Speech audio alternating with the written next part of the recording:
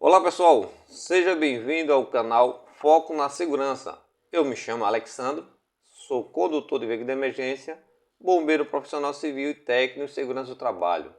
O intuito desse canal é trazer conhecimentos tanto na área do trabalho, na segurança do trabalho, como também do lar, se faz necessário. E hoje, nesse vídeo, nós vamos falar sobre primeiros socorros.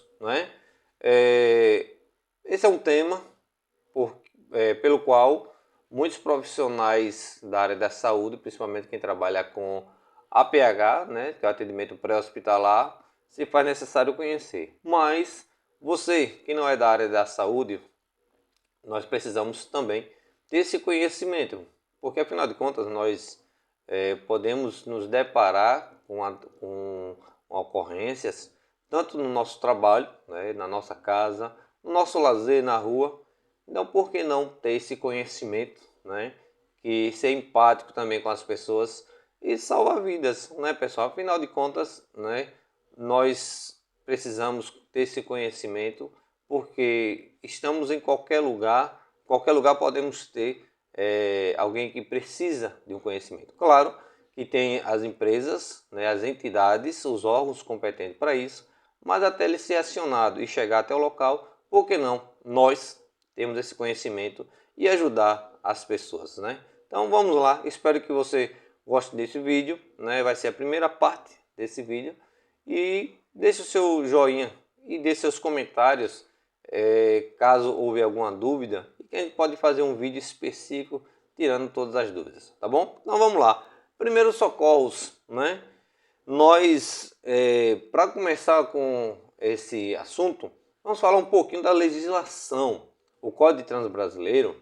seu artigo 304, diz o seguinte, principalmente para você, viu? Você que se diz ser motorista, ter habilitação, saiba que para o Estado você tem conhecimento de primeiros socorros. Então, observe bem, porque se você vê uma situação e você não para dar o atendimento, fazer o atendimento de primeiros socorros, você será penalizado. Então, no artigo 304 do CTB diz o seguinte: deixar o condutor do veículo, na ocasião do acidente, de prestar imediato socorro à vítima, ou não podendo fazê-lo diretamente por justa causa, deixar de solicitar auxílio da autoridade pública.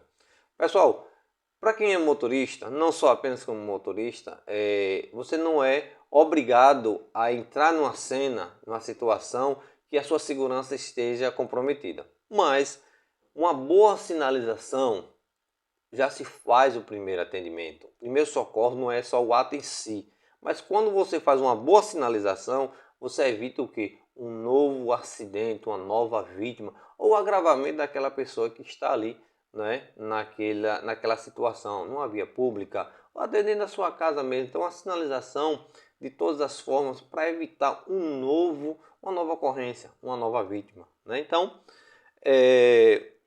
a pena, segundo o Código de Trânsito Brasileiro, artigo 304, diz o seguinte, que é detenção de 6 meses a 1 ano ou multa, se o fato não constituir elemento de crime mais grave. Então, assim, é multa, e você está cometendo aí uma infração de trânsito, então você vai ser penalizado por isso. Então, viu o acidente?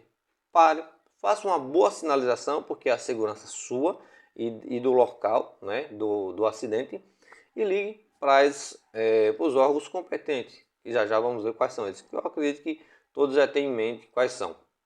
Então, nós temos ainda o Código Penal, além do Código de Trânsito Brasileiro, o Código Penal, no seu artigo 135, ele vem abordar o seguinte: deixar de prestar assistência, quando possível fazer sem risco pessoal. Ou seja, volta também o que o CTB diz. Você tem que fazer um atendimento desde quando você não tem sua vida em risco, não tem algo que venha fazer com que você seja uma próxima vítima. Então, tomar cuidado e observar o que esses artigos dizem.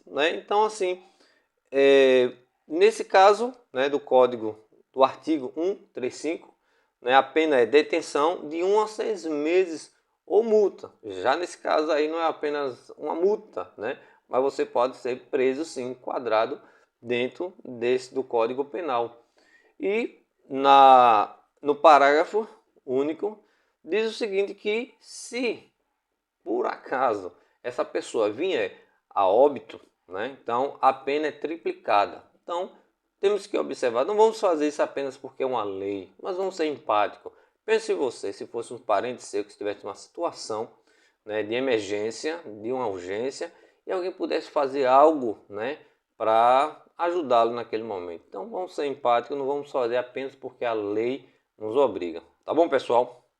Espero que vocês estejam entendendo aqui esse vídeo que eu estou colocando em pauta, beleza?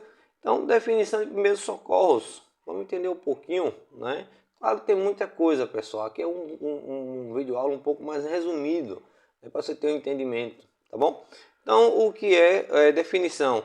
Trata-se de procedimentos de emergência, os quais devem ser aplicados a vítimas. Ou seja, procedimentos. O que esses procedimentos? São ações que o socorrista tem para colocar em prática, que é os primeiros socorros, né?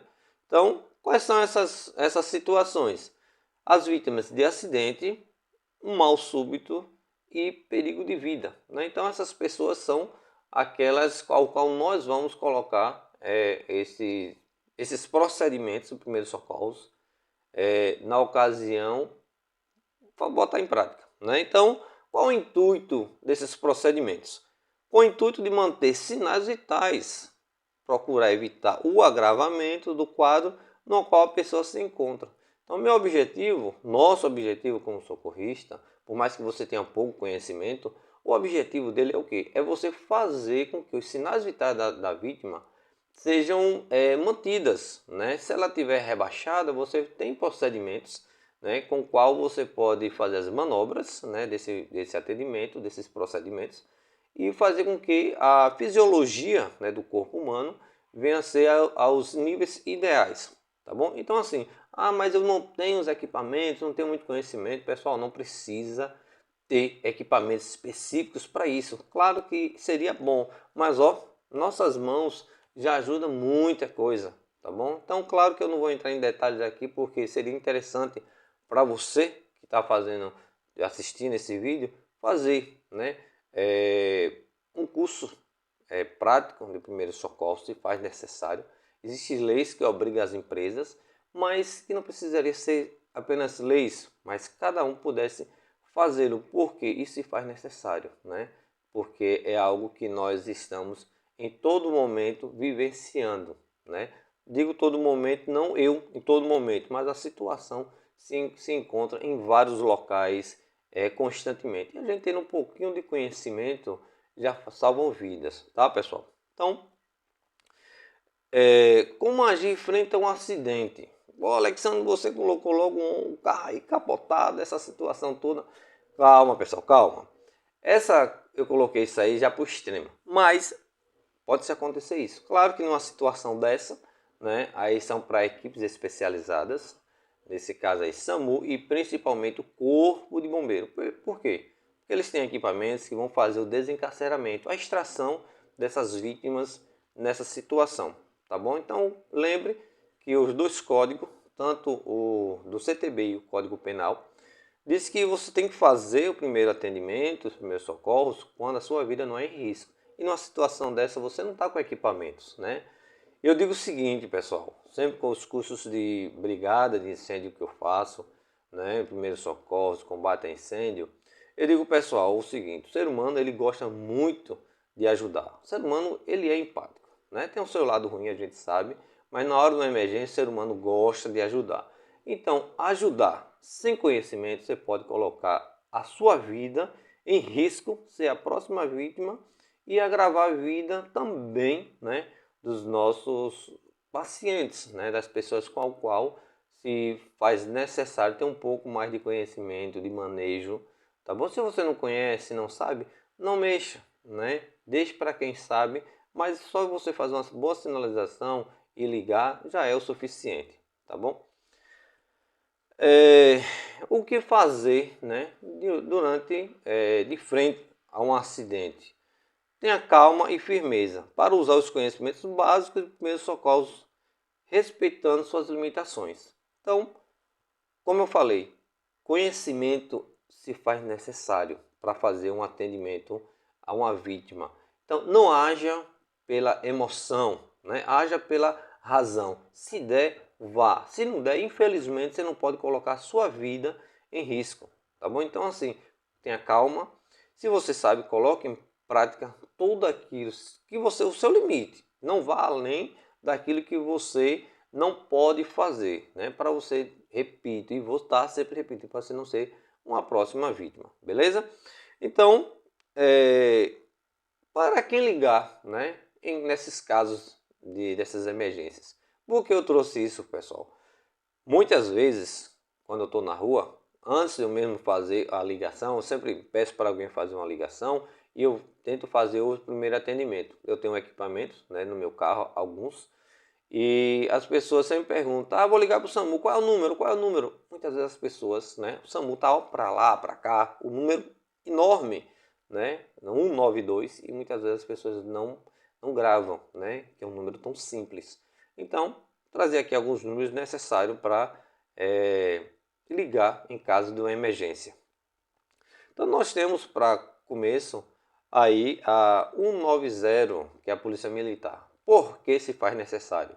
Vamos lá. Lembra que o código, tanto o Código de Trânsito Brasileiro quanto o Código Penal, diz que nós só podemos fazer o atendimento quando nós estamos em um ambiente seguro, sem risco iminente à nossa vida também.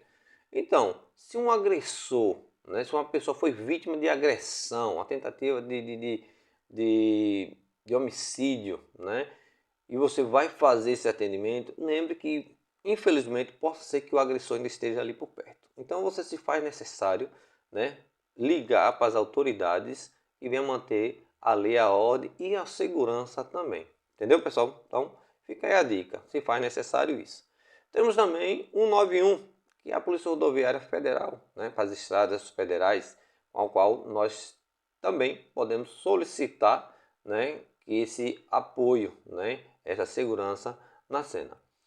E por fim nós vamos falar também do SAMU, né, pelo qual também me orgulho muito de ter trabalhado há alguns anos, né, sou samuzeiro, um abraço aí para todos os samuzeiros e samuzeiras desse Brasil, que é uma profissão linda, é algo assim, sinceramente, de encher o nosso coração de orgulho, né, trabalhar em um atendimento como o SAMU. Então, 192 para o SAMU. E também nós temos o Corpo de Bombeiro, né, 193, porque o atendimento pré-hospitalar é feito pelo Corpo de Bombeiro, sim, mas o Corpo de Bombeiro eles são resgatista e socorrista. SAMU é só socorrista. Por que resgatista? Porque o Corpo de Bombeiro ele tem equipamentos específicos, né, como eu falei, para fazer uma extração, para fazer um desencarceramento de uma vítima que está presa nas ferragens. Não só isso, né? Como resgate técnico, né? Que é através de cordas e por aí vai. E até combater o incêndio. Porque às vezes você vai entrar em um local e é preciso se combater o incêndio para poder resgatar as pessoas. Então tá aí os números. Tem mais, né? Tem defesa civil, tem outros mais, mas os que mais nós vamos estar usando, né? São esses aí, beleza? Espero que tenham gostado desse vídeo, pessoal. E deixa aí nos comentários o que acharam, belezinha? Então, nós temos aí todos esses números. Segurança no atendimento. Sempre segurança, pessoal. Aqui o canal Foco na Segurança é segurança. Nós temos que ter segurança em tudo. Não só na área do trabalho, porque as NRs, que são as normas regulamentadoras, ela vem trazer os requisitos mínimos de segurança para o trabalho. Mas lembre você que perigo e risco nós passamos constantemente, né? Em qualquer lugar, vai levar o filho na escola, vai ao supermercado, vai atravessar uma rua, dentro das nossas casas, com nossos idosos, nossas crianças. Então, precisamos estar sempre protegidos, segurança em primeiro lugar. Então, nós temos aí, para nós termos, né, uma segurança, nós temos alguns equipamentos, que é o EPI e EPC. Acredito que vocês, né, já ouviram falar, né, sobre o EPI, que é o equipamento de proteção individual. Claro que o EPI ele tem muitos, são vários, né? Dezenas de centenas. Então nós vamos falar alguns que se aplicam na área da saúde. Claro, não diretamente no atendimento pré-hospitalar, mas só para você ter uma ideia, né, dos equipamentos. Então, nós temos aí o Propé, né, que é para proteger os pés, né? Nós temos luvas, né? Esse faz necessário para você que é um socorrista. Aconselho, coloque as luvas, né, na sua bolsa, faça um kit de emergência, né, de primeiro socorro, coloque no seu carro, deixa na sua casa, se faz necessário para você se proteger. Não para você apenas se proteger, mas proteger a vítima. Porque às vezes você está com uma mão que pegou em alguma coisa, está contaminada em alguma coisa, e aí você vai fazer um atendimento, aquela vítima está com ferimento e você pode piorar. Lembre que o procedimento de primeiros socorros é evitar o agravamento das vítimas, né? Então, fica aí essa mais uma dica. É dica por cima de dica. Então, vamos lá. Nós temos também avental, né? Claro que isso é mais na área hospitalar, mas eu trouxe alguns só para você ter ideia. Apesar de que é algo simples que você também pode colocar no seu kit de atendimento, porque você está com sua roupa, né, comum e você vai colocá-lo para fazer um atendimento. Às vezes a pessoa está um pouco suja, com secreção, com sangue, então você tem uma proteção a mais. Não é indispensável, né? Ele é indispensável, melhor dizendo, perdoe aí. Então nós temos também óculos, não é óculos assim não, tá pessoal? É óculos de proteção, né? Então, se faz necessário, contra também danos, né, causados por partículas que possam vir à nossa direção, dependendo da situação qual você se encontra, e também contra secreções da própria vítima, beleza? Então, nós temos também máscaras. Essa é algo que a pandemia veio nos ensinar. Passamos aí 3 longos anos, né, de pandemia, né, um assombroso período que nós vivemos, mas a Bíblia diz que nós temos que observar tudo e reter um bem. Qual bem nós podemos tirar, né, que foi uma tragédia? Mas o conhecimento, principalmente na proteção, através do álcool, como nós vimos constantemente, máscara, e querendo ou não, é a proteção, né? E a máscara se faz necessário. Tanto o óculos como o avental para lhe proteger suas vias aéreas, né? Como eu repito, não só você proteger contra os agressores nocivos que venham do corpo do paciente, como você também possa expelir algo que também venha agravar a vida também desse paciente, belezinha? Então, nós temos também o gorro, né? Que é a proteção para o cabelo, porque às vezes pessoas fazem atendimento e está constantemente passando a mão no cabelo, né? Tem gente que tem mania, principalmente para as socorristas, né? Que não amarrarem seu cabelo na hora, possa ser que na hora esteja com a mão com sangue e aí vai arrumar o cabelo. Então você já tendo isso, claro, pessoal. Não estou dizendo que você vai andar com tudo isso imediatamente, você se paramentar todo para fazer o atendimento. Claro que isso é para equipe especializada, SAMU, Corpo de Bombeiro, mas que não quer dizer que você não possa também se proteger e ter isso aí. É apenas mais conhecimento. Tranquilo? Então nós temos aí o EPC, que é o equipamento de proteção coletiva, né? Trouxe algumas, claro que nem todas vão dar para você estar usando, mas você só tem ideia do que é EPC, né? Afinal de contas, nós estamos falando de segurança. E a segurança através dos EPCs, que é o equipamento de proteção coletiva, cones, eu mesmo tenho no meu carro. Não sou obrigado, mas eu gosto porque se eu parar e tiver uma sinalização se faz necessária, é indispensável. Então, cone, né? Quem tiver como carregar alguns no seu carro, né? Onde tiver, né? Nós temos fitas zebradas, né?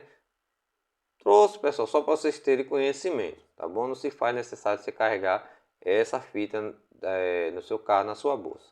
Temos as correntes também e triângulos, né? Então se faz necessário, porque o EPC, tanto a fita zebrada quanto a corrente, essa é plástica, você vê em bancos, você vê em certos locais, na rua, em construção civil, porque ela está dizendo que algo pode trazer perigo. Então está fazendo um desvio dar aquele caminho para que você não venha passar por um local que possa trazer risco à sua vida. Então aí o triângulo, de preferência triângulo, e os cones, né? Lembrando, você, socorrista, que for colocar uma sinalização, se você não tem esse material, você pode arrancar galhos, né?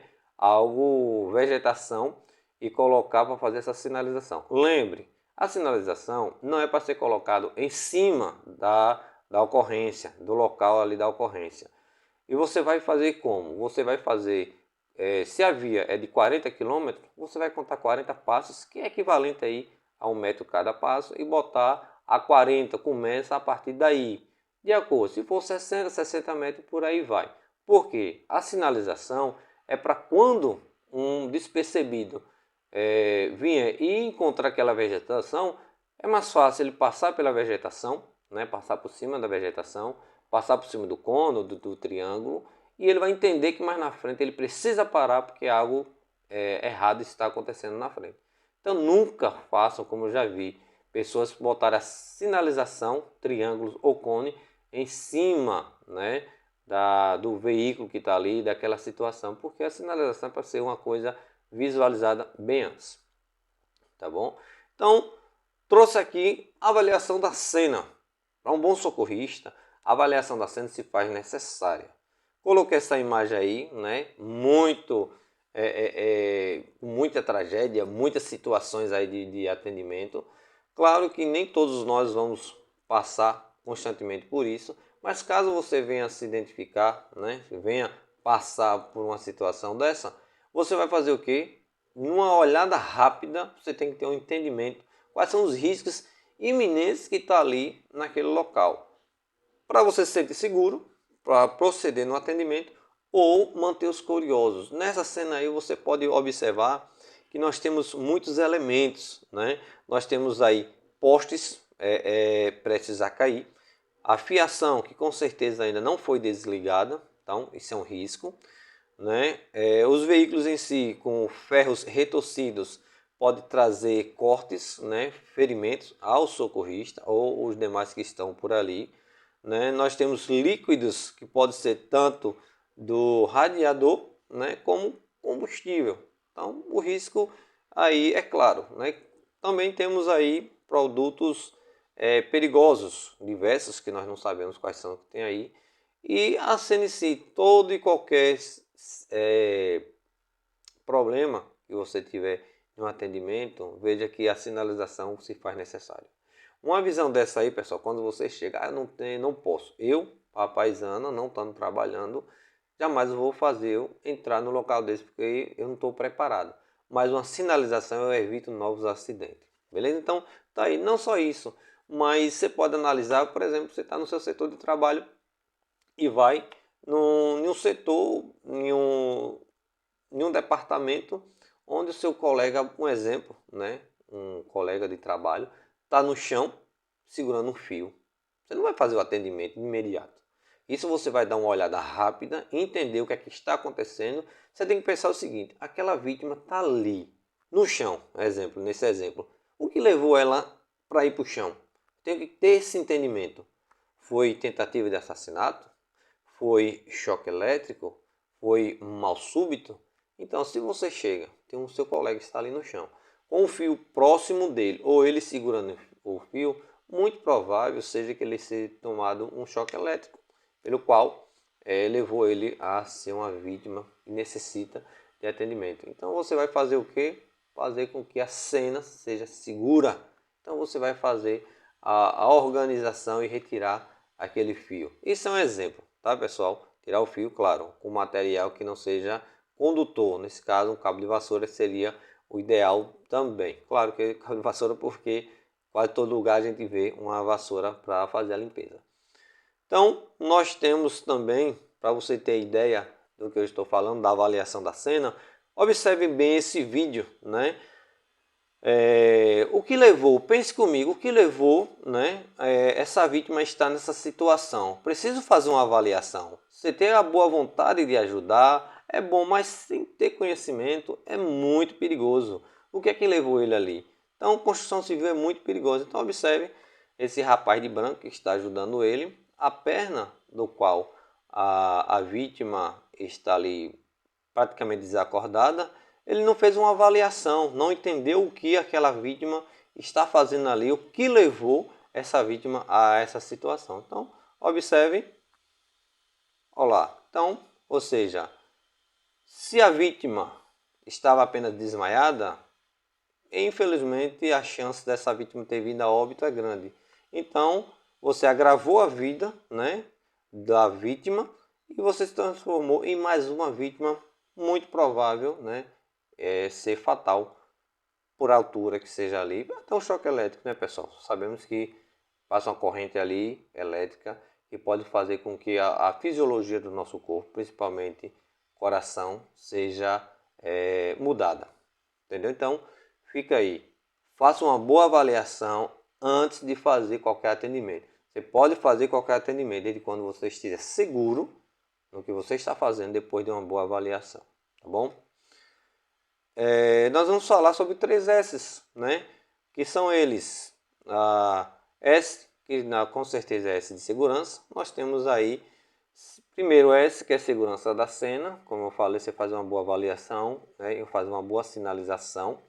Segundo S, segurança da equipe, com seus equipamentos, né, de proteção. E a sinalização já faz isso.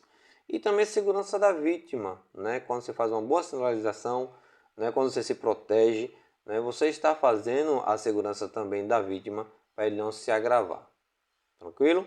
Então, sinais vitais, pessoal. Lembra que o nosso objetivo com o primeiro socorro é fazer com que os sinais vitais, caso ele esteja abaixo do ideal da fisiologia humana, você vai fazer algo com que ele suba, né? Fazer os procedimentos para fazer com que ele seja restabelecido, esses sinais vitais.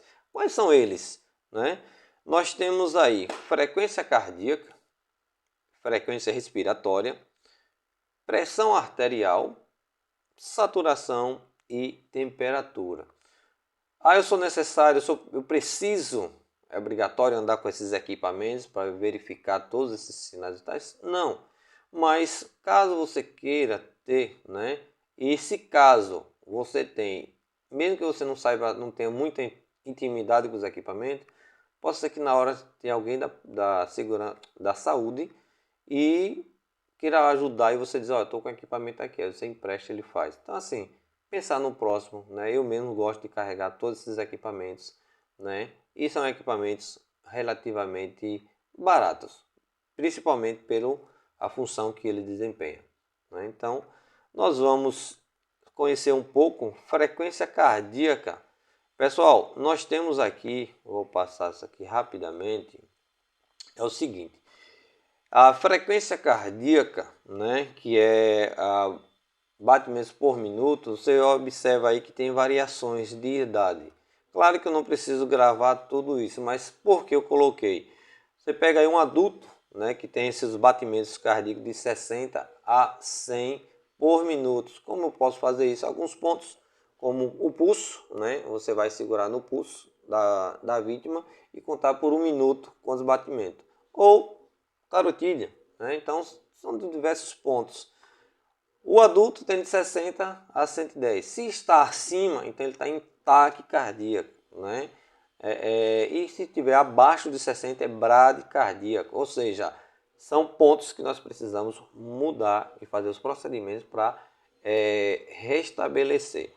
Eu estou colocando isso porque se você for olhar do RN, a pulsação dele é muito maior. Então às vezes você vai pegar um RN que está de 60, 70, você vai achar que está normal e não é. Tá bom? Então cada um tem uma especificidade na questão da quantidade de batimentos por minuto, ok? Então nós vamos também, a frequência respiratória se procede também da mesma forma.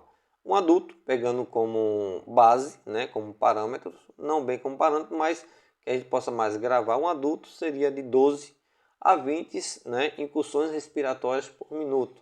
Você vai fazer como? Contar 1 minuto, né, e quando a pessoa enche o tórax, você conta 1, né? Uma respiração, e aí você conta que está entre 12 e 20. Acima de 20 não é legal e abaixo também. Por isso trouxe também a RN para ter uma base. Como eu disse, se você pega um RN, ele está aí de 13, 14, né, respirações por minuto. Para a idade dela, a faixa etária, não é o ideal. Beleza? Nós temos pressão arterial, né? Nós temos aí, né, os equipamentos, né, de aferição, o esfigmomanômetro, e eu não posso, como profissional da saúde, quem não é profissional da saúde está subindo e descendo com esse equipamento. Mas você tem em casa, como eu falei, às vezes você está numa situação e você encontra um médico, um enfermeiro, um técnico, e aí você apresenta e eles vão fazer esse atendimento. E aí a pressão seria o que? 12 por 8, né? Coloquei aqui só a nível de conhecimento também. Claro que todo mundo já imagina que seria essa pressão arterial 12 por 8. Saturação, né? Esse equipamento que vocês estão vendo aí, que se chama oxímetro, qual qualquer um pode usar, tá bom? Por quê? Só o profissional da saúde que ele pode fazer manobras invasivas. Já a saturação ele não é. O esfigmomanômetro também você pode fazer, mas tem que ter um pouquinho mais de conhecimento para poder utilizá-lo. Já nesse equipamento não. É um equipamento simples no seu uso e o valor também não é tão caro. Eu acho ele, sinceramente, para a função dele, muito boa. Porque além dele marcar ali a saturação, ele também vai marcar os batimentos cardíacos. Interessante, que você não precisa estar contando em um minuto. Então você coloca ali, ele vai dar. Se você observar ali na imagem, nós temos 98 naquele azulzinho e o 62. Um é a saturação, que é o nível de oxigênio no sangue, né? E o outro é os 62, que seria o batimento cardíaco, ou seja, a pessoa já está já no limite, né? Mediante esse equipamento. Então, a saturação seria o ideal, de 95 a 99, né? Oxigênio demais também não é legal, seria nocivo ao corpo humano. E abaixo disso, de 95, ela já está desaturando. Começou a desaturar, a primeira coisa a pessoa vai desmaiar, porque vai faltar oxigenação no cérebro. Então, o agravo pode começar daí. Então, é um equipamento simples que você pode ter também no seu kit, né, de primeiros socorros, com o qual você vai fazer uma diferença na vida do atendimento, do seu paciente no atendimento. Temos a temperatura, e a média aí de 37 graus, né, que você é um equipamento muito barato também. E por que eu preciso andar com isso? Porque, pessoal, uma pessoa que chegar a 38, 39, 40 graus de febre, a pessoa muito provavelmente vai ter convulsão. Então, convulsão ela tem vários agravos. Então, se faz necessário também você ter esse equipamentozinho aí muito barato. Barato até demais, mas para a função dele, ele faz um desempenho muito bom. Então, pessoal, chegamos ao final, né? Ficou um pouquinho longo, peço perdão se caso falei demais muito rápido, porque eu queria resumir um pouco mais, se não ficar muito extenso, apesar de que ficou. Mas no próximo vídeo, né, nós vamos falar sobre PCR, que é parada cardiorrespiratória. Então, deixa seu gostei, se inscreve no canal, fica aí para o próximo vídeo. Valeu, muito obrigado, que o Senhor te abençoe.